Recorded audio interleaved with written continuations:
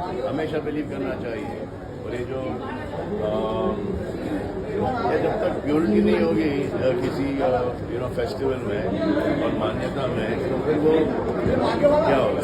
Sir इस बार क्या मांग मिलावट का थोड़ी आप गणेश बना सकते हो। It has to be very pure Ganesh, ताकि वो जब जाए जब विसर्जन हो जाए तो एकदम आराम से मेल्ट हो जाए।